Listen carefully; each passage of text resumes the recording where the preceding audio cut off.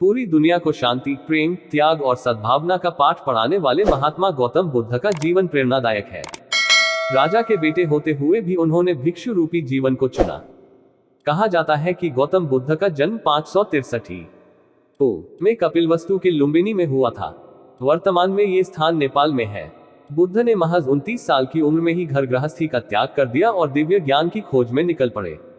बुद्ध ने दुनिया भर में लोगों के बीच अहिंसा, शांति, प्रेम, सद्भावना और त्याग का संदेश देकर समाज में फैली कुरीतियों को दूर करने का प्रयास किया। महात्मा बुद्ध राजा शुद्धोधन के बेटे थे, जो कि शाक्य गणराज्य के राजा थे। बुद्ध की माता का नाम माया देवी थी। जन्म के समय माता पिता ने बुद्ध का नाम राकुमार सिद्धार्थ रखा था।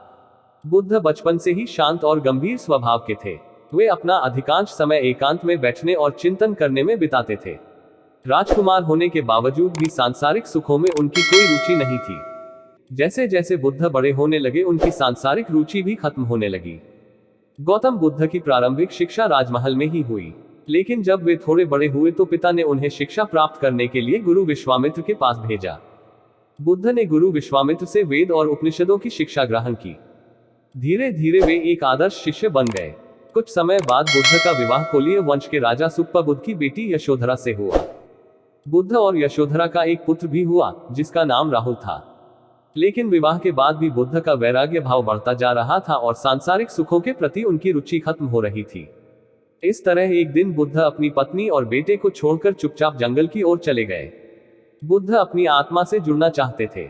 वे दिव्य ज्ञान की खोज में थे, इसलिए उन्हें घर, परिवार, संपत्ति या किसी अन्य वस्तु से कोई जुड़ाव नहीं था, क्योंकि इन चीजों में उन्हें आध्यात्मिक आनंद नहीं मिलता था। बुद्ध अपने मन में चल रहे कई प्रश्नों का उत्तर ढूंढने के लिए बोधि वृक्ष के नीचे बैठकर तपस्या करने लगे और 6 साल बाद उन्हें पूर्ण और दिव्य ज्ञान की प्राप्ति हुई। इस तरह से वे राजकुमार सिद्धार्थ गौतम से महात्मा गौतम बुद्ध बन गए।